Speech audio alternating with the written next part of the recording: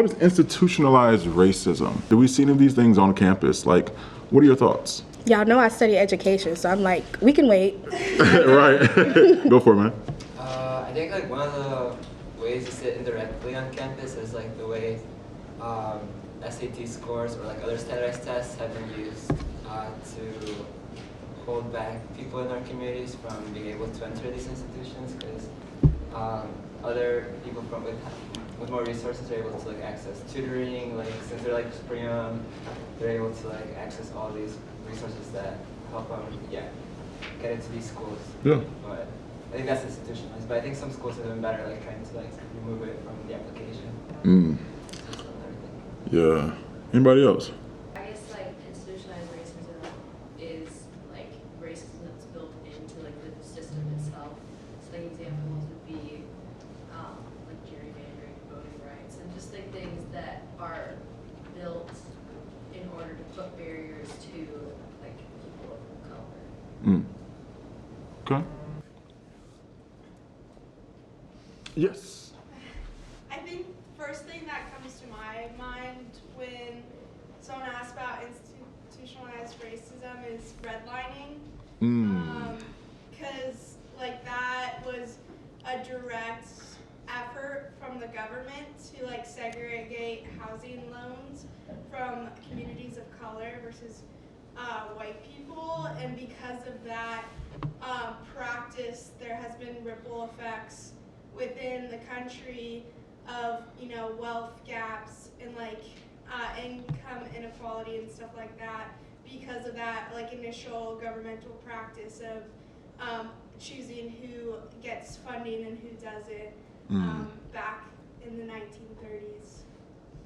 Yeah, and so what street is most common to separate the threshold for those who may be living in poverty or those who may be rich or whatever it may be? But what is the street that we normally start to see this redlining take place? Starts with an M. Martin. Okay. Yes, I wonder why. Has anyone ever been to an MLK Drive where it's completely different from what you may see here, like near Notre Dame? It's like, I'm from New Orleans and we have an MLK Drive, and like, okay, we'll say that a lot of gentrification has happened in New Orleans over the last few years after Katrina. And so our MLK Drive is like two totally different sides of the world. On one side, you have projects.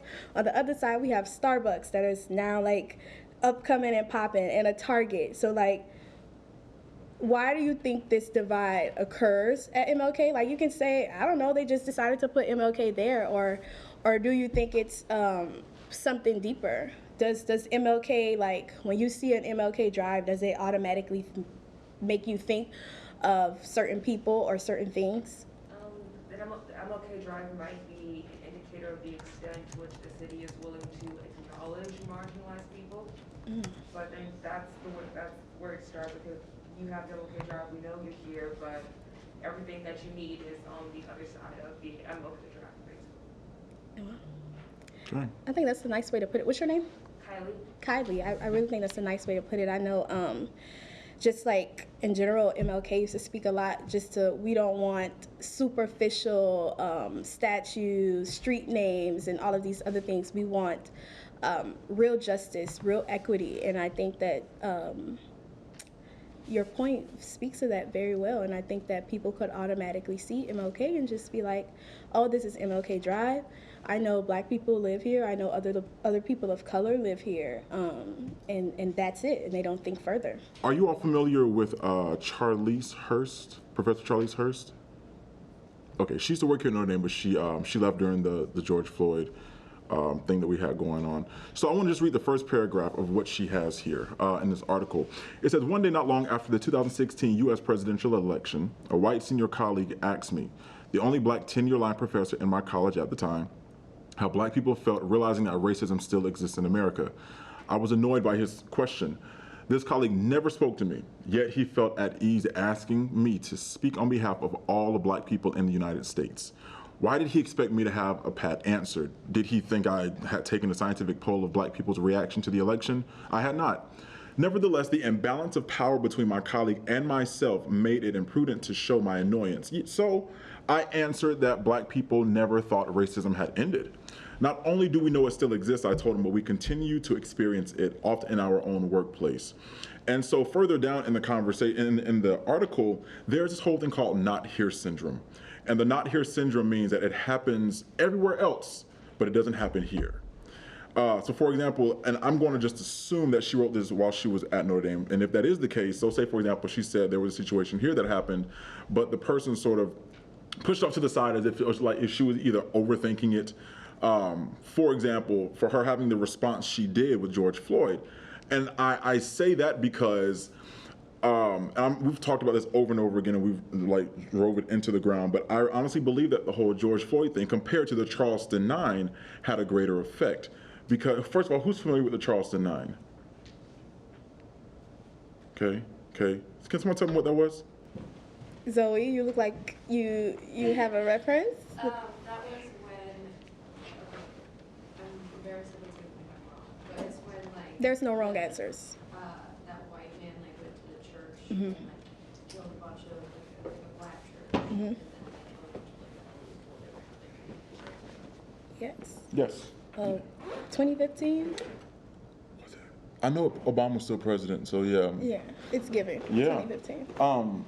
And so in the conversation towards the end of it, she was mentioning how people were more likely to listen because at that point they could agree that racism still existed because they were forced to watch this video where a black man's life was taken because of a knee on his neck. My question for you is, do you believe that you have ever come across any experiences where people have felt that your experience is not valid because they could not attest to it? Being at an institution like this, or well, that happens to you, or that happens to everybody. Don't put too much energy into it because it's just normal. Yeah. So in my dorm, we had this microaggression training, and there was a lot of girls in the dorm that were like, "Oh yes, like racism exists in our university, in the greater community, but not in the dorm." They would always preface it, be like, "But not in our dorm, but not in our dorm." Yeah. What are some, and I'm going to ask you this here, and I want you to just think about it, but don't think too long that you think yourself out of actually giving an honest answer. Have any of you ever felt that there were some microaggressions that you just sort of let go by the wayside because you didn't think it was big enough to talk about? What's up? I got you two next, Zoe. Before we came here, my parents and I went to like an ND club meeting for our community, like for our area, and like I was like the only black child, and my parents came with me, and the kids and parents separated, and basically the parents asked my parents, like, "Oh, how did Catherine get in here?" Oh, the same way your child got in here? Yeah. But okay. So like they were like obviously like same statistics as any of your kids, like so, but like, and that was just like an example. I guess it made me scared before coming here because I was like, oh my gosh, is this like a daily experience? Yeah. So, As if the criteria to get in here would be different for you Exactly. compared to for somebody else. Yeah. Well, I want to let you know that you do matter. And of course, I see you in more than one space, so I'm going to tell you now, as from one black man to another black woman, you belong here. And you deserve to be here. Yeah. Go ahead. My sophomore year, pre-COVID, I guess, I had my hair in box braids, and I can see it already. I see where this is going. God. I was sitting in one of the study rooms in the dorm, Welsh fam, and my rector had come in because she was doing rounds, and she like came up to me, like I had headphones in, and then just started like grabbed my hair and like started like messing with it, and I was like, oh, like don't do that. Yeah. Just saying like all these comments, and like at one point she was like, I could never do this with my hair, it would make my hair stink or something like that. Ooh. And like I actually did try to go through the process of reporting her, but it just got like super convoluted, and like one of the people who I talked to like in the university was like, well, next time just like tell her no. Sometimes no doesn't work for some people. Yeah.